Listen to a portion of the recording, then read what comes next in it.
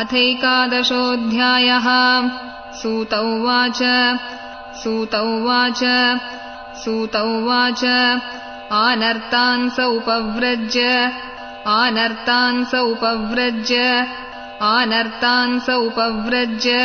स्फृद्दान् जनपदान् स्वकान्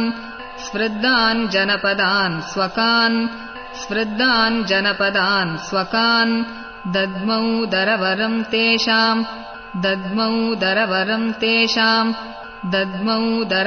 तेषाम् विषादं शमयन्निव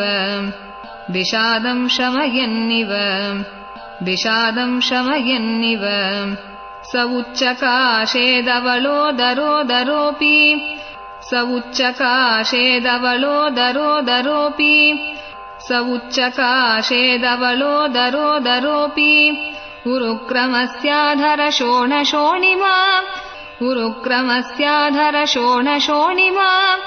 उरुक्रमस्याधरशोणशोणिमा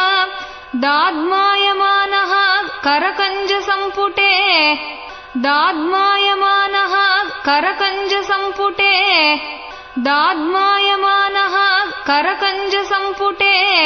यथाब्जषण्डे कलहंस उत्स्वनः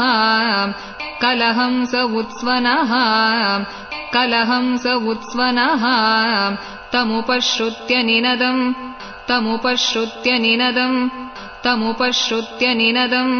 जगद्भयभयावहम्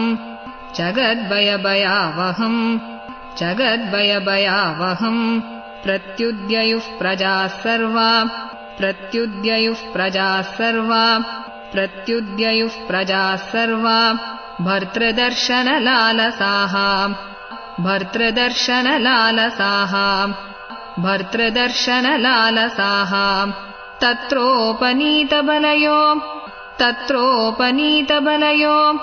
तत्रोपनीतबलयो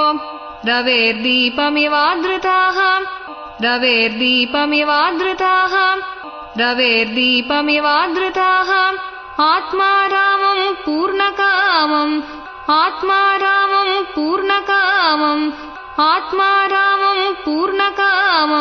निजलाभेन नित्यदा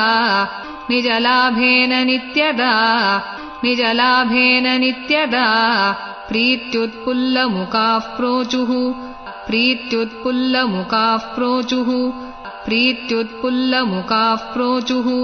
हर्षगद्गदया गिरा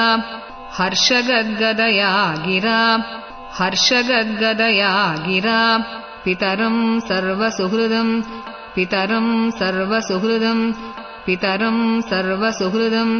अवितारमिवार्भकाः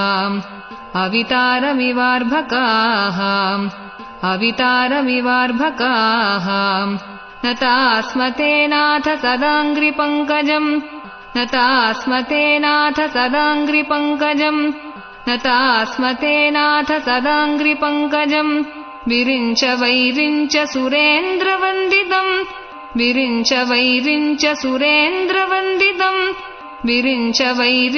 सुरेन्द्रवन्दितम्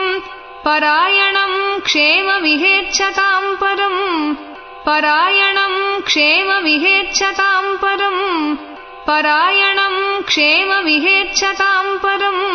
न यत्र कालः प्रभवेत् परः प्रभुः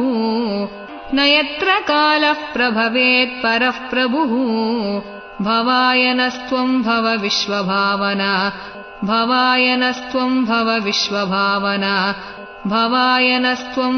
विश्वभावना त्वमेव मातात सुहृत्पतिः पिता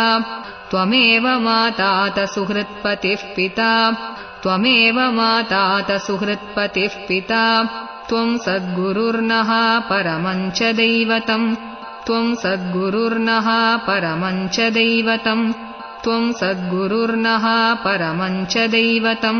यस्यानुवृत्त्या कृतिनो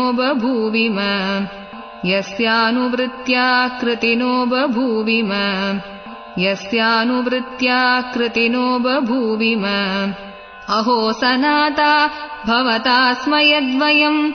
अहो सनाता भवता स्म यद्वयम् अहो सनाता भवता स्मयद्वयम्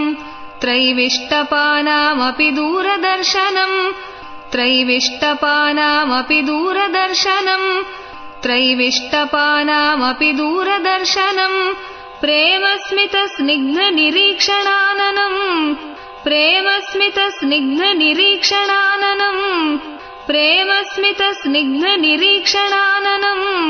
पश्येम रूपम् तव सर्वसौभगम् पश्येम रूपम् तव सर्वसौभगम् पश्येम रूपम् तव सर्वसौभगम् यर्ह्यम्बुजाक्षापससारभो भवान् यर्ह्यम्बुजाक्षापससारभो भवान् यर्ह्यम्बुजाक्षापससारभो भवान् पुरून्मधून्वात सुहृद्दिदृक्षया पुरून्मधून्वात सुहृद्दिदृक्षया पुरून्मधून्वात सुहृद्दिदृक्षया तत्राब्दकोटिप्रतिमः क्षणो भवेत् तत्राब्दकोटिप्रतिमः क्षणो भवेत् तत्राब्दकोटिप्रतिमः क्षणो भवेत् रविम् विनाक्ष्णोरिव नस्तवाच्युताम् रविम् विनाक्ष्णोरिव नस्तवाच्युताम् रविम् विनाक्ष्णोरिव नस्तवाच्युताम् इति चोदीरिता वाचः इति चोदीरिता वाचः इति चोदीरिता वाचः प्रजानाम् भक्तवत्सलः प्रजानाम् भक्तवत्सलः प्रजानाम् भक्तवत्सलः शृण्वानोऽनुग्रहम् दृष्ट्या शृण्वानोऽनुग्रहम् दृष्ट्या शृण्वानोऽनुग्रहम् दृष्ट्या वितन्वन् प्राविशत्पुरीम् वितन्वन् प्राविशत्पुरीम् वितन्वन् प्राविशत्पुरीम् मधुभोजदशार्हार्ह मधुभोजदशार्हार्ह मधुभोजदशार्हार्ह कुकुरान्धकवृष्णिभिः कुकुरान्धकवृष्णिभिः कुकुरान्धकवृष्णिभिः आत्मतुल्यबलैर्गुप्ताम् आत्मतुल्यबलैर्गुप्ताम् आत्मतुल्यबलैर्गुप्ताम् नागैर्भोगवतीमिव नागैर्भोगवतीमिव नागैर्भोगवतीमिव सर्वर्तु सर्वविभव सर्वर्तु सर्वविभव सर्वर्तु सर्वविभव पुण्यवृक्षलताश्रमैः पुण्यवृक्षलताश्रमैः पुण्यवृक्षलताश्रमैः उद्यानोपवनारामैः उद्यानोपवनारामैः उद्यानोपवनारामैः वृतपद्माकरश्रियम् वृतपद्माकरश्रियम् वृतपद्माकरश्रियम् गोपुरद्वारमार्गेषु गोपुरद्वारमार्गेषु गोपुरद्वारमार्गेषु कृतकौतुकतोरणाम् कृतकौतुकतोरणाम् कृतकौतुकतोरणाम् चित्रध्वजपताकाग्रैः चित्रध्वजपताकाग्रैः चित्रध्वजपताकाग्रैः अन्तःप्रतिहतातपाम् अन्तःप्रतिहतातपाम् अन्तःप्रतिहतातपाम् सम्मार्जितमहामार्ग सम्मार्जितमहामार्ग सम्मार्जितमहामार्ग रथ्यापणकचत्वराम् रथ्यापणकचत्वराम् रथ्यापणकचत्वराम् सिक्ताम् गन्धजलैरुक्ताम् सिक्ताम् गन्धजलैरुक्ताम् सिक्ताम् गन्धजलैरुक्ताम् फलपुष्पाक्षताङ्कुरैः फलपुष्पाक्षताङ्कुरैः फलपुष्पाक्षताङ्कुरैः द्वारे द्वारि गृहाणाम् च द्वारे द्वारि गृहाणाम् च द्वारे द्वारि गृहाणाम् च दध्यक्षतफलेक्षुभिः दध्यक्षतफलेक्षुभिः दध्यक्षतफलेक्षुभिः अलङ्कृताम् पूर्णकुम्भैः अलङ्कृताम् पूर्णकुम्भैः अलङ्कृताम् पूर्णकुम्भैः बलिभिर्धूपदीपकैः बलिभिर्धूपदीपकैः बलिभिर्धूपदीपकैः निशम्य प्रेष्टमायान्तम् निशम्य प्रेष्टमायान्तम् निशम्य प्रेष्टमायान्तम् वसुदेवो महामनाः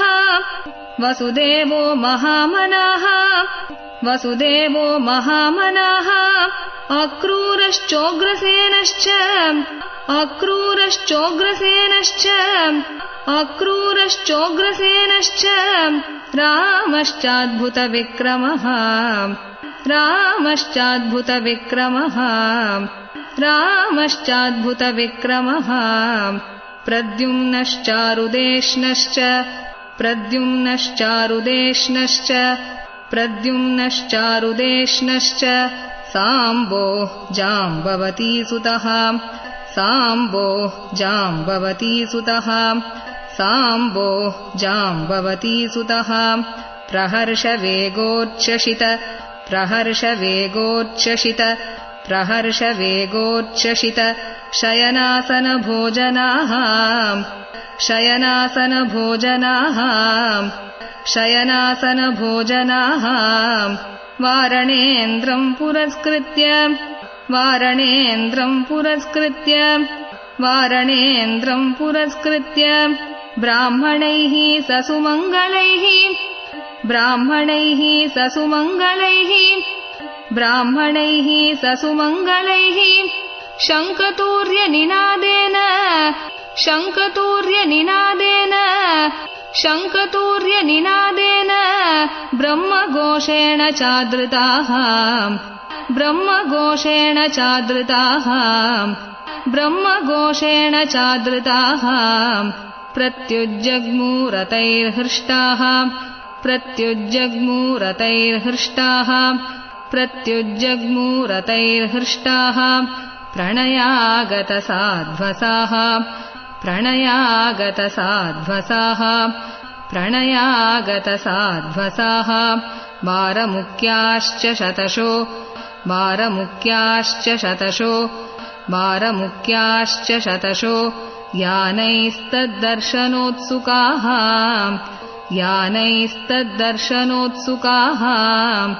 यानैस्तद्दर्शनोत्सुकाः लसत्कुण्डलनिर्भात लसत्कुण्डलनिर्भात लसत्कुण्डलनिर्भात कपोलवदनश्रियः कपोलवदनश्रियः कपोलवदनश्रियः नटनर्तकगन्धर्वाः नटनर्तकगन्धर्वाः नटनर्तकगन्धर्वाः सूतमागधवन्दिनः सूतमागधवन्दिनः सूतमागधवन्दिनः गायन्ति चोत्तमश्लोक गायन्ति चोत्तमश्लोक गायन्ति चोत्तमश्लोक चरितानि अद्भुतानि च चरितानि अद्भुतानि च चरितानि अद्भुतानि च भगवांस्तत्र बन्धूनां भगवांस्तत्र बन्धूनां भगवांस्तत्र बन्धूनां पौराणाम् अनुवर्तिनां पौराणाम् अनुवर्तिनां पौराणाम् अनुवर्तिनां यथा विद्युपसङ्गम्य यथा विद्युपसङ्गम्य यथा विद्युपसङ्गम्य सर्वेषाम् मानमादधे सर्वेषाम् मानमादधे सर्वेषाम् मानमादधे प्रह्वाभिवादनाश्लेष प्रह्वाभिवादनाश्लेष प्रह्वाभिवादनाश्लेष करस्पर्शस्मितेक्षणैः करस्पर्शस्मितेक्षणैः करस्पर्शस्मितेक्षणैः आश्वास्य चाश्वपाकेभ्यो आश्वास्य चाश्वपाकेभ्यो आश्वास्य चाश्वपाकेभ्यो वरैश्चाभिमतैर्विभुः वरैश्चाभिमतैर्विभुः वरैश्चाभिमतैर्विभुः स्वयं च गुरुभिर्विप्रैः स्वयं च गुरुभिर्विप्रैः स्वयं च गुरुभिर्विप्रैः सदारैः स्तविरैरपि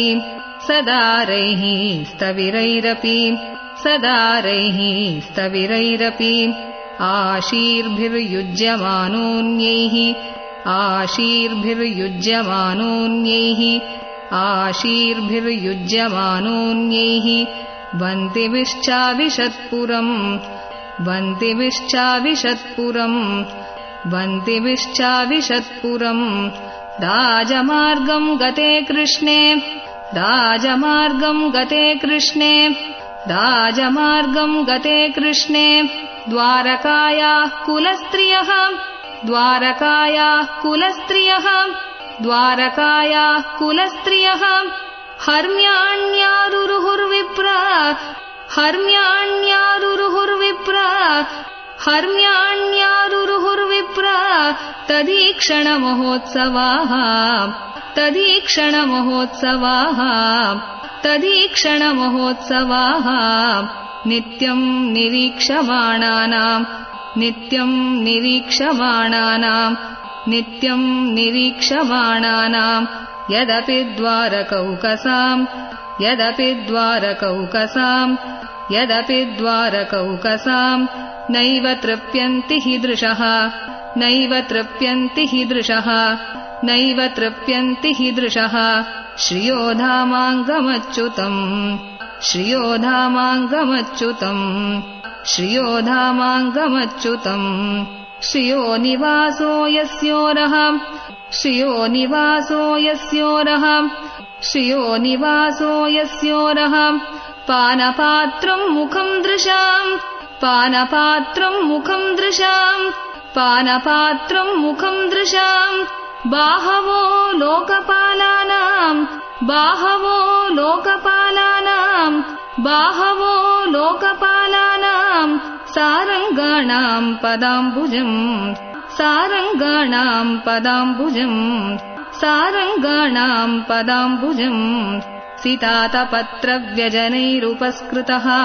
सितातपत्रव्यजनैरुपस्कृतः सितातपत्रव्यजनैरुपस्कृतः प्रसूनवर्षैरभिवर्षितः पति प्रसूनवर्षैरभिवर्षितः पति प्रसूनवर्षैरभिवर्षितः पति पिशङ्गवासाः वनमालया बभौ पिशङ्गवासाः वनमालया बभौ पिशङ्गवासाः वनमालया बभौ घनो यतार्कोडुपचापवैद्युतैः घनो यतार्कोडुपचापवैद्युतैः घनो यतार्कोडुपचापवैद्युतैः प्रविष्टस्तु गृहम् पित्रोः प्रविष्टस्तु गृहम् पित्रोः प्रविष्टस्तु गृहम् पित्रोः परिष्वक्तस्वमातृभिः परिष्वक्तस्वमातृभिः परिष्वक्तस्वमातृभिः ववन्दे शिरसा सप्त ववन्दे शिरसा सप्त ववन्दे शिरसा सप्त देवकी प्रमुखा मुदा देवकी प्रमुखा मुदा देवकी प्रमुखा मुदा ताः पुत्रमङ्कमारोप्य ताः पुत्रमङ्कमारोप्य ताः पुत्रमङ्कमारोप्य स्नेहस्नुतपयोधराः स्नेहस्नुतपयोधराः स्नेहस्नुतपयोधराः हर्षविह्वलितात्मानः हर्षविह्वलितात्मानः हर्षविह्वलितात्मानः शिशिचुर्नेत्रजैर्जलैः शिशिचुर्नेत्रजैर्जलैः शिशिचुर्नेत्रजैर्जलैः अथाविशत्स्वभवनम् अथाविशत्स्वभवनम् अथाविशत्स्वभवनम् सर्वकाममनुत्तमम्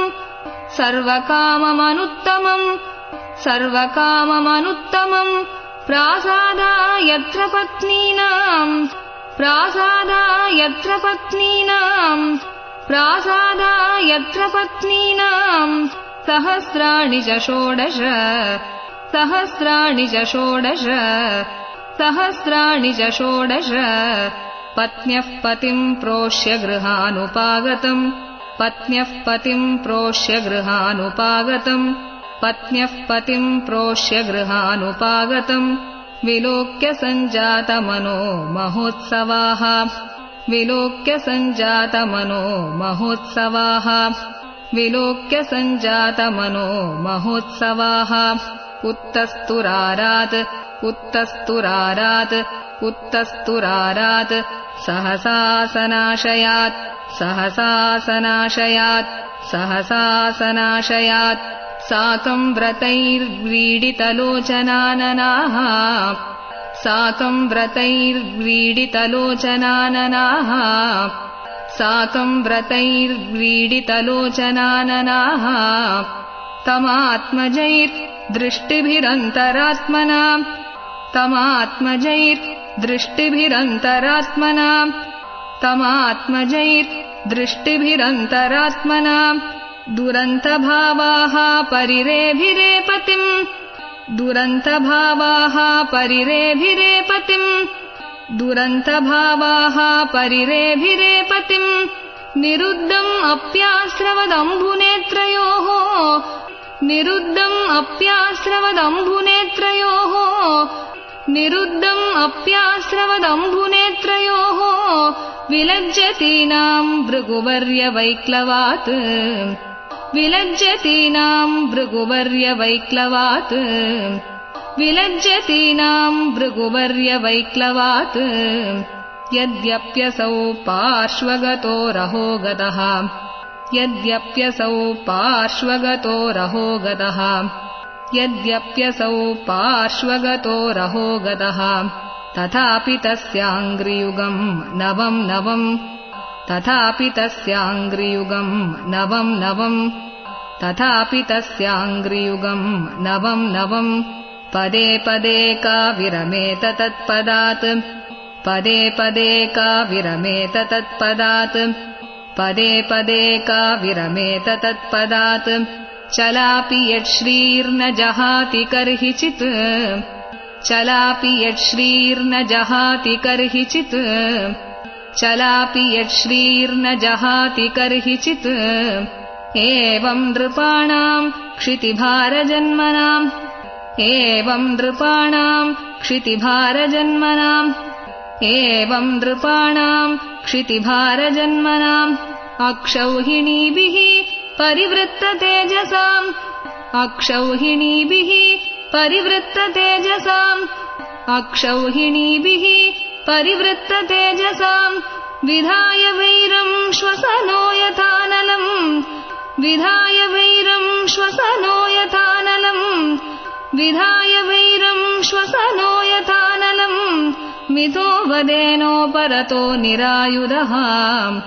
मिथो वदेनोपरतो निरायुधः मिथो वदेनोपरतो निरायुधः स एष नरलोकेऽस्मिन् स एष नरलोकेऽस्मिन् स एष नरलोकेऽस्मिन् अवतीर्णस्वमायया अवतीर्णस्वमायया अवतीर्णस्वमायया रेमे स्त्रीरत्नकूटस्थो रेमे स्त्रीरत्नकूटस्थो रेमे स्त्रीरत्नकूटस्थो भगवान् प्राकृतो यथा भगवान् प्राकृतो यथा भगवान् प्राकृतो यथा उद्दामभावपिशुनामलवल्गुहास उद्दामभावपिशुनामलवल्गुहास उद्दामभावपिशुनामलवल्गुहास व्रीडावलोकनिहतो मदनोऽपि यासाम् व्रीडावलोकनिहतो मदनोऽपि यासाम् व्रीडावलोकनिहतो मदनोऽपि यासाम् सम्मुह्य चापम् अजहात् सम्मुह्य चापम् अजहात् सम्मुह्य चापम् अजहात् प्रमदोत्तमास्ताम् प्रमदोत्तमास्ताम् प्रमदोत्तमास्ताम् यस्येन्द्रियम् विमतितुम् कुहकैर्न शेकुः यस्येन्द्रियम् विमतितुम् कुहकैर्न शेकुः यस्येन्द्रियम् विमतितुम् कुहकैर्न शेकुः तमयम् मन्यते लोको तमयम् मन्यते लोको तमयम् मन्यते लोको ह्यसङ्गमपि सङ्गिनम् ह्यसङ्गमपि सङ्गिनम् ह्यसङ्गमपि सङ्गिनम् आत्मौपम्येन मनुजम् आत्मौपम्येन मनुजम् आत्मौपम्येन मनुजम् व्यापृण्वानम् यतो बुधः व्यापृण्वानम् यतो बुधः व्यापृण्वानम् यतो बुधः एतदीशनम् ईशस्य एतदीशनम् ईशस्य एतदीशनम् ईशस्य प्रकृतिस्थोऽपि तद्गुणैः प्रकृतिस्थोऽपि तद्गुणैः